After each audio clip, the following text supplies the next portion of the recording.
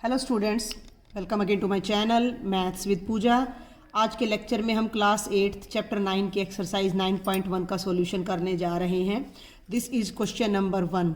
निम्नलिखित व्यंजकों में से प्रत्येक के पदों एवं गुणांकों को पहचानें। आपको क्वेश्चन नंबर 1 के कई पार्ट्स दे रखे हैं। उन सब में आपने बताना है कि पद कौन कौन से हैं, कितने हैं ये नहीं बताना, कौन कौन से पद हैं और उस प्रत्येक पद के क्या कौन कौन से गुणांक हैं। ठीक है भाई, समझे बात को। जैसे पहला पार्ट है 5xyz² माइनस 3zy। इस क्वेश्चन में साफ तौर पर दिखाई दे रहा है कि एक और एक ये दो पद हैं, तो इन पद को बताना है आपने। तो हम यहाँ एक तालिका बना लेते हैं बेटा, हम यहाँ एक तालिका बना लेते हैं पद और यहाँ हम लिख लेते हैं गुणांक। इससे हमारा काम थोड़ा आसान हो जाएगा। इस पूरे बहुपद को, इस द्विपदी के अंदर कितने पद हैं? ये दो पद हैं, तो हम इसके पद लिखते हैं। ये हमारी स्टेटमेंट हो गई। इस स्टेटमेंट में कौन कौन से पद हैं? पहला पद है ये 5xyz², ठीक है। और दूसरा पद है ये, प्लस है तो प्लस लगाना है, माइनस है तो बेटा माइनस लगाना है, -3zy। ये दो तो पद हो गए, ठीक है भाई। ए और बी आप इनको नाम दे सकते, दो पद। साफ तौर पर दिखाई दे रहा है कि ये द्विपदी है, ठीक है। अब हमने इसके दोनों पद लिख दिए हैं और अब हम प्रत्येक पद के गुणांक बताएंगे। देखो, गुणांक का मतलब सीधा सा है गुणा का अंक, और अंक का मतलब है 1 2 3 4 5 6 संख्याएं, ठीक है। तो आपने क्या करना है कि हर पद में जितने भी वेरिएबल्स है, चर है, उनको ढक लेना है। जैसे xyz² चर है, इनको ढक लेना है, तो इनके आगे क्या बचता है? 5। तो 5 इनका गुणांक है। इस पद का गुणांक, इस पद का गुणांक 5 है, ठीक है। और अब हम बात करते हैं -3zy में। तो zy का गुणांक क्या है? -3 है। सभी चरों को ढक लेना है, आगे जो भी अंक बचता है वो साइन के साथ आपने यहाँ लगाना है, तो वो गुणांक आ जाएगा। तो बेहद आसान है। अब हम इसी प्रश्न के दूसरे भाग पर चलते हैं। व्यंजक है हमारा 1 + x + x²। देखो 1 2 3, 3 पद हैं, त्रिपदी है। तो पद के नीचे ही मैं यहाँ पद लिखूंगी। तो मैं 3 पद है a, पहला पद है 1, दूसरा पद है x, तीसरा पद है x²। एक खुद एक अंक है, तो 1 का गुणांक 1 ही रहेगा। x, मैंने बोला था x को ढक लो, तो अब तुम कहोगे कि x के आगे तो कुछ भी नहीं है, लेकिन बेटा x का मतलब होता है 1 × x। एक x का मतलब कभी भी 0 × x नहीं होता। तो अगर किसी चर के आगे कोई संख्या दिखाई नहीं दे रही तो वो संख्या 1 होती है। तो जैसे मैंने x को ढका तो इसके आगे कोई संख्या नहीं है, तो वो 1 है। तो x का गुणांक यहाँ 1 है। अगला पद है x², तो x² का गुणांक भी 1 है। ये एक त्रिपदी व्यंजक है, त्रिपदी बहुपद है, और इसके तीनों गुणांक 1 1 1 है। फिर भी आपको कोई डाउट रहे तो आप मुझे कमेंट बॉक्स में लिख दिया करो, ठीक है भाई। आगे चलते हैं। देखो 4x² y² minus 4x² y² z² plus z²। मैंने आपको बताया था जमा घटा के जितने साइन हो, 1 और 1 2, बीच में 2 साइन हैं, तो उनके आगे पीछे कितने पद हैं? 1 2 3 पद हैं। तो पहला पद हो जाता है 4x² y², और इसके गुणांक की साथ साथ बात करूं तो x² y² का गुणांक हो गया 4। दूसरा पद है माइनस, देखो माइनस प्लस को नहीं बोलना है, प्लस आगे होता तो हम लिखते नहीं हैं, लेकिन माइनस को जरूर लिखना है। 4x² y² z²। तो इसका गुणांक कितना हो गया? -4। और हम आगे बढ़ें तो तीसरा पद है हमारा z² जमा का है, इसके आगे कोई संख्या नहीं है, तो z² के आगे कोई संख्या नहीं है, तो गुणांक हो जाएगा 1। अपने आप से जब आप क्वेश्चन का अभ्यास करोगे तभी आपको आएगा, यहाँ देखकर फिर आपने अपने आप भी ट्राई करने हैं। चौथा पार्ट है 3 × pq + q r × rp। 4 पद हैं भाई, 4 पद हैं। तो पहला मैं यहाँ लिखती हूँ 3, दूसरा पद है माइनस का pq, तीसरा पद है जमा का qr, और बेटा चौथा पद है माइनस का rp। तो 3 तो खुद एक संख्या है, तो ये 3 ही गुणांक हो जाएगा। -pq, pq को ढक लो तो माइनस बचता है, माइनस के साथ कोई संख्या नहीं है तो वो -1 है। QR के साथ कोई संख्या नहीं है तो वो +1 है। RP का गुणांक भी -1 है, ठीक ठीक है, गुणा का अंक, कोफिशिएंट इंग्लिश में जिसको हम कहते हैं।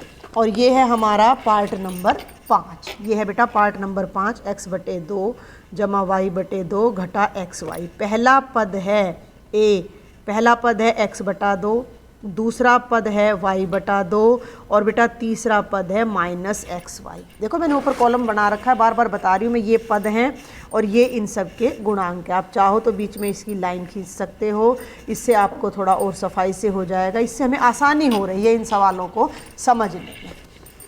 अब देखो भाई x/2 का गुणांक क्या है। क्या मैं x/2 को ऐसे नहीं लिख सकती 1/2 गुणा x, क्योंकि 1 जब x से गुणा होगा, 1 जब x से गुणा होगा तो x आ जाएगा और नीचे 2, यानी x किससे गुणा किया गया है 1/2 से, तो इसका गुणांक हो गया 1/2, इसका भी गुणांक हो गया 1/2 और यहाँ xy के आगे केवल माइनस है तो ये गुणांक हो गया -1। समझ आ रहा है आपको। और ये हमारे पहले क्वेश्चन का लास्ट पार्ट है, क्वेश्चन नंबर 1 का 6th पार्ट। ध्यान दे, 0.3a घटा 0.6ab जमा 0.5b। तो ये आप साफ तौर पर देख सकते हो कि कितने पद हैं भाई, ये हमारे 3 पद हैं। पहला पद है हमारा 0.3a, इसका नाम भी हम बाई चांस a ही रख रहे हैं। दूसरा पद है -0.6ab और तीसरा पद है 0.5b। ठीक है भाई, आगे बढ़ूं। ए चर है, ए के आगे जो भी संख्या है, संख्या कोई भी हो सकती है, ध्यान देना है, तो वो 0.3 है तो गुणांक 0.3 हो जाएगा। ए बी के आगे जो संख्या है, देखो बेटा ये अलग अलग, ये है हमारा पूरा गुणांक, ठीक है ना, ये हमारा अलग है, चर है, और ये उस चर का गुणांक है। तो माइनस का 0.6 हो गया गुणांक, और b को अलग कर दो, b को ढक लो, तो b के आगे जो संख्या बचती है 0.5, ये है हमारा गुणांक। तो प्रत्येक क्वेश्चन में मैंने पद अलग कर दिए हैं और प्रत्येक पद के गुणांक भी यहाँ पर बता दिए हैं। अब हम चलते हैं प्रश्न संख्या 2 पर। निम्नलिखित बहुपदों को एक पदी, द्विपदी और त्रिपद के रूप में वर्गीकृत कीजिए। कौन सा बहुपद इन 3 श्रेणियों में से किसी में भी नहीं है। आई बात समझ में। तो पहला बहुपद है x जमा y। अरे कितने पद हैं, साफ तौर पर दिखाई दे रहा है, एक ये रहा और एक ये रहा, तो ये कैसा बहुपद हो गया, द्विपद। 1000, इसकी जमा में घटा में कुछ नहीं है, अकेला पद है, तो ये हो गया एक पदी। आगे बढ़े, x जमा एक्स स्क्वेयर जमा एक्स क्यूब जमा एक्स की पावर 4, 1 2 3 4, कितने पद हैं, इसमें 4 पद हैं। अब ध्यान दो, क्वेश्चन ये था कि कौन सा बहुपद इन तीनों श्रेणियों में से किसी में भी नहीं है। तो ये वाला बहुपद किसी भी श्रेणी में नहीं है, क्योंकि इसके बारे में हमसे पूछा नहीं गया है, हमसे केवल एक पद, द्विपद और त्रिपद के बारे में पूछा गया है। आगे बढ़ो, 1 2 3, तो इसके कितने पद हैं, त्रिपद। 7 जमा y जमा 5x। बहुत ही आसान प्रश्न है, बड़े मज़े आएंगे जब आप इनको करोगे। ई पार्ट है 2y घटा 3y स्क्वेयर। ये देखो मैंने आपकी बुक से स्टेटमेंट ली है, बुक में कोमा लगी हुई थी, उन सभी भागों को मैंने अलग अलग करके यहाँ लिख दिया है। तो एक पहला पद ये हो गया, दूसरा ये हो गया, तो ये हो गया द्विपद। 1 2 3, तो ये हो गया बच्चे हमारा त्रिपद। आगे बढ़ते हैं, 5x घटा 4y जमा 3xy। देखो साफ दिखाई दे रहा है, 1 2, भाई ये देख लिया करो। देखो मैं एक बार रेड पेन से करती हूँ, इन चिन्हों को देख लो, एक चिन्ह घटा का ये रहा और एक ये रहा। एक रकम इससे पहले है, एक पद इसके बाद है और एक पद इसके बाद है, तो यहाँ कुल मिलाकर हमारे कितने पद हो जाते हैं, त्रिपद। अब ये है एच पार्ट हमारा, 4z घटा 15z की 2 रकम घट रही हैं भैया, 2 पद घट रहे हैं, तो 1 और 1 2, ये हमारा हो जाता है द्विपद। आगे बढ़ते हैं, AB जमा BC जमा CD जमा DA, जमा कितनी बार आ रहा है, 3 बार, तो पद कितने हो जाएंगे, 4। 1 2 3 और 4, तो इसमें भी कितने पद हैं, 4 पद है। तो ये वाला भी किसी भी श्रेणी में नहीं है, ये वाला बहुपद भी किसी भी श्रेणी में नहीं है। आया समझ में। आगे बढ़ते हैं, PQR। अब दिखने में तो ये 3 टर्म लग रही हैं आपको, लेकिन इनके साथ जमा में घटा में कुछ नहीं है, तो ये पूरा एक सिंगल पद है, तो ये हमारा एक पदी है। ठीक है भाई। नेक्स्ट है बेटा पी स्क्वेयर क्यू जमा पी क्यू स्क्वेयर। भाई पद की पहचान करने के लिए बार बार मैं बता रही हूँ, आपने जमा घटा के चिन्ह देखने हैं। एक जमा का चिन्ह है यानी कि दो टर्म्स आपस में जुड़ रही। भाई मैं 3 और 5 को जोड़ूँ तो 3 जमा 5, एक ही बार तो जमा का चिन्ह लगाऊंगी, तो टर्म्स कितनी जुड़ रही हैं? 2। तो ये कितने पद हो गए? 2। तो ये हो गया द्विपद। और ऐसे 2p जमा 2q, तो ये भी हमारा हो गया द्विपद। तो बहुत ही आसान प्रश्न था ये हमारा प्रश्न नंबर 2। आगे बढ़ते हैं प्रश्न संख्या 3 पर। निम्नलिखित का योग ज्ञात करें। मैंने आपको उदाहरण भी बताया था योग का। ये है AB घटा BC। सबसे पहले इसको लिखेंगे, फिर है BC घटा CA, फिर है CA घटा AB।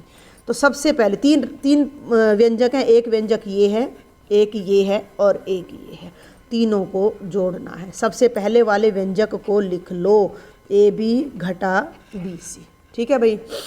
अब हम आगे बढ़ते हैं।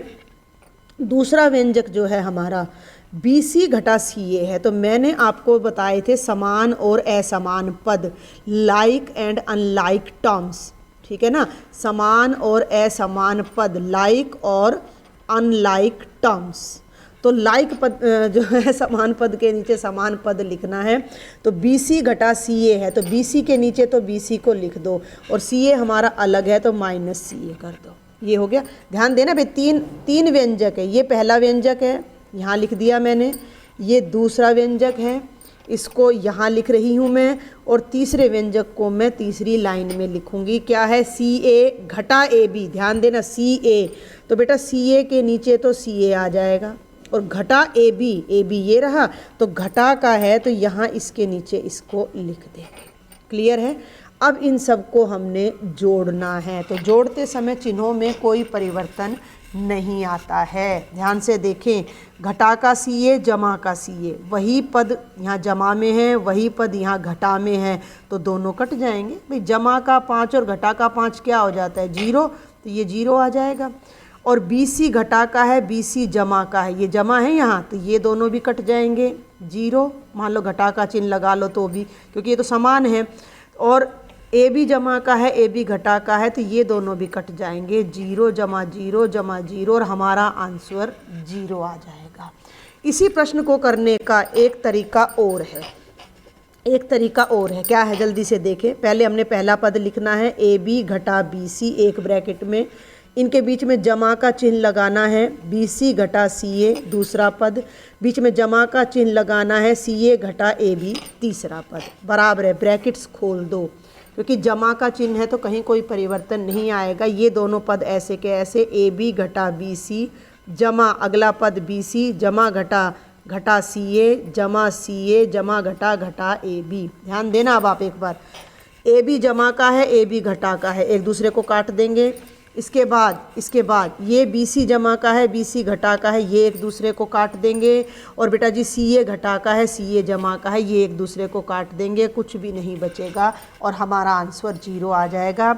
जिस बच्चे को जिस तरीके से समझ आए वो इस तरीके से इस क्वेश्चन को सॉल्व कर सकता है। आगे बढ़ूँ मैं। ये है क्वेश्चन नंबर 3 का सेकेंड पार्ट। जोड़ना है। 3 व्यंजक हैं, A घटा B जमा AB, कोमा, दूसरा व्यंजक है B घटा C जमा BC, और तीसरा व्यंजक है C घटा A जमा AC। पहले मैं ऊपर नीचे लिखकर इनको करती हूँ। पहला व्यंजक लिख रही हूँ मैं A घटा B जमा AB, थोड़ा खुला खुला लिखें। दूसरा है B, तो B के नीचे बेटा दूसरा व्यंजक इस लाइन में लिखूंगी, ध्यान देना। तो इसका पहला पद B है, तो B के नीचे B लिखना है। घटा C ऊपर वाले व्यंजक में कहीं नहीं है तो अलग से लिख दो C जमा BC, ऊपर वाले व्यंजक में BC कहीं नहीं है तो इसको भी अलग लिख दो। ये पूरा एक लाइन में आ गया। तीसरे व्यंजक पे आ जाओ। तीसरा व्यंजक है C घटा A जमा AC, तो C वाला व्यंजक C वाला पद C के नीचे लिखना है। तीसरी लाइन में यहाँ भी C नहीं है, यहाँ भी C नहीं है, यहाँ भी C नहीं है, यहाँ C है और जमा का है तो यहाँ लिख दिया। घटा A, देखो A यहाँ है तो इसके नीचे लिखना है घटा A, और जमा AC यहाँ भी नहीं है, यहाँ भी नहीं है, यहाँ भी नहीं है, तो जमा AC अलग से लिखना है। और इन पदों को अब हमने ऐसे ऐसे ऐसे ऐसे जोड़ना है। A जमा का है, A घटा का है, कट जाएगा। B घटा का है, B जमा का है, कट जाएगा। AB जमा का है, इसके नीचे इसके समान कोई पद नहीं है तो AB रह जाएगा। सी से सी कट जाएगा, बी सी के नीचे कोई पद नहीं है तो ये ऐसे का ऐसा, और ए सी के नीचे कोई पद नहीं है तो ये भी ऐसे का ऐसा रह जाएगा। और हमारा आंसर आ जाएगा ए बी जमा बी सी जमा ए सी। ठीक है भाई। इसी क्वेश्चन को करने का एक तरीका और है हॉरिजॉन्टल। हॉरिजॉन्टल ये हमने ऐसे वर्टिकल जोड़ा है, अब हम इसी को हॉरिजॉन्टल जोड़ रहे हैं। तीनों पद आपको दिखाई दे रहे हैं यहाँ सर्कल्स में। मैं तीनों को सबसे पहले पहला पद लिखती हूँ, ए घटा बी जमा ए बी, ब्रैकेट में जमा का चिन्ह लगाकर मैं दूसरा व्यंजक लिखती हूँ, व्यंजक बेटा, और फिर मैं तीसरा व्यंजक यहाँ लिखती हूँ। ठीक है, जमा का चिन्ह तो पूरी ब्रैकेट ऐसे ही खुल जाएगी, ए घटा बी जमा ए बी, जमा अंदर के चिन्ह ऐसे कैसे रह जाएंगे, बी घटा सी जमा बी सी, और जमा सी घटा ए जमा ए सी। हल कर लीजिए, ए जमा का यहाँ है और ए घटा का यहाँ है, दोनों एक दूसरे को काट देंगे या दोनों का आंसर 0 आ जाएगा। ये घटा का बी और जमा का बी कैंसिल, घटा का सी और जमा का सी कैंसिल। हमारे पास एक तो ये बचा ए बी के बाद अगला बचा जमा बी सी, अगला बचा जमा ए सी, और ये हमारा आंसर आ जाता है इन तीन व्यंजकों को जोड़ने पर। अब है क्वेश्चन नंबर 3 का third part. 2p square Q square minus 3p Q जमा 4 हमने जोड़ना है। तो उसी तरीके से, एक मिनट पे, अब आपको दिख रहा होगा, 2p square Q square minus 3p Q जमा 4, और इसके ये पहला पद हो गया, पहला व्यंजक हो गया। दूसरा व्यंजक है 5, 5 संख्या है तो 5 को लिखो भाई 4 के नीचे, 5 के आगे कोई चिन्ह नहीं है, इसका मतलब जमा है तो मैंने जमा लगा दी। जमा 7p क्यू ये रहा, तो पी क्यू की रकम, पी क्यू वाला व्यंजक पद पी क्यू के नीचे लिखना है, तो जमा 7p क्यू घटा 3p square Q square, P square Q square ये रहा, तो घटा 3p स्क्वेयर क्यू स्क्वेयर। इनको ऐसे वर्टिकली ऐड कर दो, कहीं से भी आगे से कर लो पीछे से कर लो कोई फ़र्क नहीं पड़ता। 4 जमा 5 4 जमा 5 9 आ जाएगा। अब ध्यान दें, ये दोनों घटा 3p क्यू जमा 7p क्यू, पी क्यू को मैंने इस तरह का सवाल बता रखा है कि कैसे करना है, मेरे पिछले लेक्चर्स में भी मैंने बताया है। पी क्यू को मान लो मैं ये रेड सर्कल कर दूं तो एक गेंद है, ये भी एक गेंद है, घटा 3 गेंद जमा 7 गेंद। समझ रहे, उल्टा कर दूं, मैं इसको उल्टा कर दूं, 7p क्यू घटा 3p क्यू, मैं लिख दूं 7 गेंद घटा 3 गेंद। तो आप क्या उत्तर दोगे मुझे? बिल्कुल फट से आप उत्तर दे दोगे जी 4 गेंद। तो ये क्या बन गया? ये बन गया 4p क्यू। वैसे भी विपरीत चिन्ह हो तो राशियां घट जाती हैं, तो 7 में से 3 गया 4p क्यू, और चिन्ह हमेशा बड़ी राशि का लगता है तो जमा आ जाएगा। और यही नियम इस पर लगेगा, जमा घटा घटा, 3 में से 2 गया 1p स्क्वेयर क्यू स्क्वेयर, लेकिन चिन्ह लगेगा बड़ी का, 2 छोटा है 3 बड़ा है तो घटा का आ जाएगा। ये हमारा आंसर आ जाएगा। और इस आंसर को आप हॉरिजॉन्टली भी कर सकते हो, तो वो मैं बता देती हूँ। 2p स्क्वेयर क्यू स्क्वेयर घटा 3p क्यू जमा 4 जमा 5 जमा 7p क्यू घटा 3p स्क्वेयर क्यू स्क्वेयर, ऐसे लिखा। अब आप क्या करो, लाइक टर्म्स इकट्ठी कर लो एक एक ब्रैकेट में, इन दोनों को एक जगह ले लो। 2p square Q square minus 3p square Q square एक ब्रैकेट में, इन दोनों को एक ब्रैकेट में लेना और इन दोनों को एक में। तो ऐसा करते समय कोशिश किया करो कि जमा वाली रकम को तो आगे ले लो और घटा वाली पीछे ले लो, तो आपका सवाल गलत नहीं होगा। 7p क्यू घटा 3p क्यू और जमा 5 जमा 4, हल कर दें। 2 में से 3 गया माइनस का 1 यानी p स्क्वेयर क्यू स्क्वेयर, 7 में से 3 गया 4p क्यू, और 5 और 4 कितना हो गया हमारा? 9 हो जाता है। ठीक है भाई। और अब ये है हमारा लास्ट पार्ट क्वेश्चन नंबर 3 का। क्वेश्चन नंबर 4 मैं आपको अगले लेक्चर में कराऊंगी, पहले आप इनको एडिशन को ज़रा अच्छे से समझने की कोशिश करें। इसको मैं वर्टिकली जोड़ रही हूँ। अब यहाँ पर L square plus M square plus N square plus L square 2lm plus 2mn plus 2nl। तो सबसे पहले देखो, 1 व्यंजक 2 व्यंजक 3 व्यंजक 4 व्यंजक। तो सबसे पहले मैंने लिखा L square plus M square, उसके नीचे मैंने लिखा M square plus N square, उसके नीचे मैंने लिखा एन स्क्वेयर प्लस एल। अब ध्यान दो मैं क्या कर रही हूँ, एम के नीचे एम वाला लिख रही हूँ, एन स्क्वेयर के नीचे एन स्क्वेयर, और एल स्क्वेयर यहाँ मैं गलती से लिख गई जो कि यहाँ आना था। ठीक है भाई। इसके बाद 2Lm 2Mn 2Nl यहाँ कहीं नहीं है, तो इन्हें हम अलग लिखेंगे 2Lm 2Mn और 2Nl, और इन्हें अब आप ऐड कर दीजिए। L² दो बार आ रहा है, एक ही टर्म दो बार आ रही है, तो ये बन जाएगा 2L² प्लस इन दोनों को ऐड करोगे तो 2M², N² जमा का है तो 2N², ये नहीं है यहाँ, ये गलती से था, plus 2Lm plus 2Mn plus 2Nl, ये हमारा फाइनल आंसर आ जाएगा। इसका हॉरिजॉन्टल एडिशन भी आप कर सकते हो। कैसे, मैं एक बार जल्दी से बता देती हूँ आपको कि L² plus M² plus M² plus N², यहाँ देखो मेरे रेड पेन की तरफ, plus N² plus L² plus 2Lm plus 2Mn plus 2Nl। ठीक है भाई, ये दोनों इकट्ठे हैं, ये दोनों इकट्ठे हैं, ये दोनों इकट्ठे नहीं हैं, तो हम इनको दूर दूर से भी जोड़ सकते हैं। L² प्लस L² हो गया 2L², ये हो गया 2M², ये हो गया 2N², इसके बाद नंबर आ जाता है 2Lm 2Mn प्लस 2Nl। तो आज के लेक्चर में इतना ही। अगर कोई भी आपको इसमें डाउट रह जाता है तो मैं आपको बार बार कहती हूँ कि आप कमेंट बॉक्स में लिखें और मेरे व्हाट्सएप ग्रुप को ज्वाइन करें, जिसका लिंक मैं डिस्क्रिप्शन बॉक्स में डालती हूँ। लेक्चर्स अच्छे लगें तो अपने फ्रेंड्स को मैक्सिमम शेयर करें, मेरे चैनल को सब्सक्राइब करें। Thank you students.